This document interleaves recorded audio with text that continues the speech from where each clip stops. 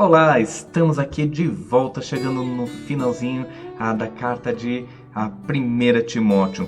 Há vários conselhos aqui e inclusive muitos conselhos para viúvas e o que Paulo quer dizer com isso, o que nós temos a ver com isso. Vamos aprender alguns princípios interessantes nesse finalzinho de carta. Acompanhe comigo então 1 Timóteo capítulo 5. Muito bem, não repreendas ao homem idoso, antes exorta-o como a pai. Olha só que interessante, então, ele diz, olha, não, Timóteo era um homem jovem, então Paulo está sugerindo, não repreendas um homem idoso, um homem mais velho que você. Se for necessário, exorta-o como você faria com o pai, com todo respeito, com todo cuidado, com todo amor, tá bom? Assim, da mesma forma com relação aos homens moços, da mesma idade que você, faça como se fosse um irmão, então com o mesmo amor, com o mesmo carinho, com o mesmo cuidado. Da mesma forma, as mulheres idosas, como se fosse a sua mãe, mais uma vez, com carinho, com amor, com cuidado. E as moças como a irmãs, com toda pureza, tá bom? Da mesma forma que você trata a tua família, você deve exortar os teus irmãos em Cristo. Afinal de contas, eles são a tua família. Então toma muito cuidado, não se coloque como superior a eles, até mesmo porque ninguém é superior. Versículo 3 até o 8 ele vai falar muito da questão das viúvas. Na verdade, até um pouquinho mais para frente. Eu tentei resumir, enxugar um pouquinho aqui, tá bom? Vamos ver o que a gente consegue aprender, com que princípios nós conseguimos aprender aqui. Primeiro ele diz, honra as viúvas, verdadeiramente viúvas, ou seja, tem as viúvas falsas? Não é que existem as viúvas falsas, é que existem as viúvas que realmente precisam ser ajudadas.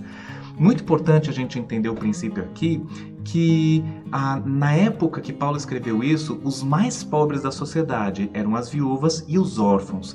Então, toda vez que a Bíblia fala de viúvas e órfãos, ele está se referindo a pessoas que realmente eram pobres, desamparados, não tinha quem os ajudasse. Tá bom? Então, quem são as viúvas que realmente precisam de amparo? Versículo 4 diz, mas se alguma viúva tem filhos ou netos, que estes aprendam primeiro a exercer piedade para com a própria casa. Esse piedade aqui é no sentido que a gente tem visto ultimamente, tá? Que a gente não tem visto ultimamente, é no sentido bem brasileiro da palavra, de cuidar do próximo, tá bom? Quem são as verdadeiras viúvas? São aquelas que não têm filhos ou netos, não têm família que ajude a cuidar.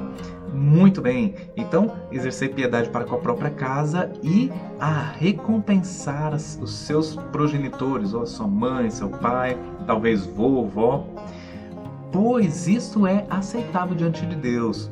Aquela viúva, porém, que é verdadeiramente viúva, então olha de novo a palavra verdadeiramente viúva, e não tem amparo. E ainda coloca algumas características. Se essa viúva que não tem amparo, se ela espera em Deus, se ela persevera em súplicas e orações noite e dia, e não se entrega aos prazeres, mesmo viva está morta, tá bom? Eu coloquei um não aqui porque eu estava falando o contrário. Mas vamos lá. A verdadeira viúva é aquela que não tem amparo, é aquela que espera em Deus e persevera em súplicas e orações noite e dia. Existe outra viúva que se entrega a prazeres. Essa mesmo viúva, na verdade, está morta. Qual dessas viúvas devem ser honradas, devem ser ajudadas, devem ser cuidadas pela igreja? É aquela que é verdadeiramente viúva, não tem amparo e é fiel a Deus, está esperando em Deus. Espero que tenha ficado bem claro aqui. Parece que eu confundi um pouco mais do que o texto. 7. Prescreve, pois, essas coisas. Para quê? Para que sejam irrepreensíveis. Veja o objetivo final na igreja, tanto com relação às viúvas, com relação aos netos, filhos, com relação a Timóteo, com relação aos líderes.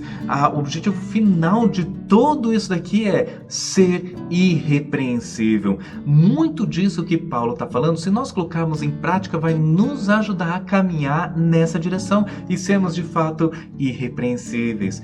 Ora, se alguém não tem cuidado dos seus, especialmente os da própria casa, tá no versículo 8, tem negado a fé e é pior do que o descrente.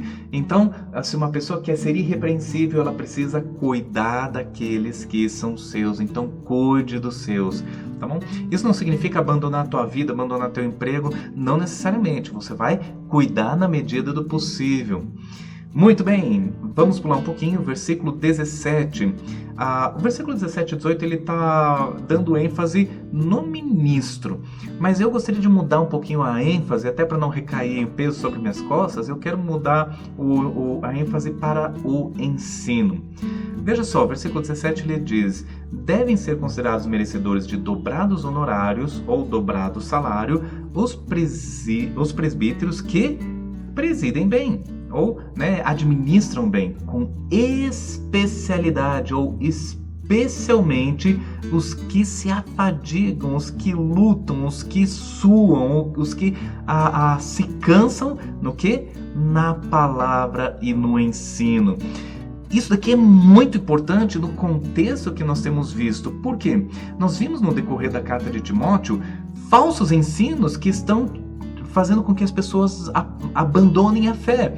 Qual é a maneira de lutarmos contra isso? O verdadeiro ensino. E quem está ensinando, quem que está lutando e batalhando então para que a igreja nade contra essa correnteza? Esses então devem ser merecedores de dobrados salários. Não significa que a igreja a partir de agora vai dar um salário dobrado para o seu líder, não.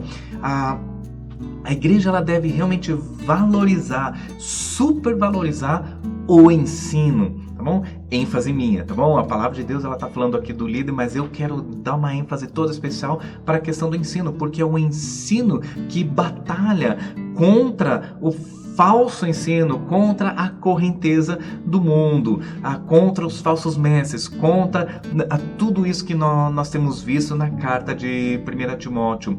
Portanto, temos que valorizar realmente o ensino da palavra de Deus. Precisamos ter pessoas na igreja que ensinem a doutrina da melhor forma possível, porque é isso que vai fazer com que a igreja desperte, cresça e não só fique estagnada, muito pelo contrário, que realmente ela nade, que ela lute, que ela batalhe para ir contra a correnteza do mundo. O ensino ele é extremamente importante na igreja, portanto, não deixe de valorizar esse ensino.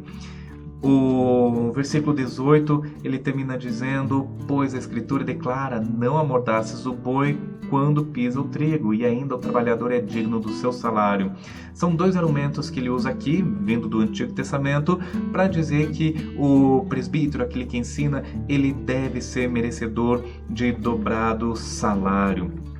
Agora eu vou trazer um pouquinho para a questão daquele que ensina.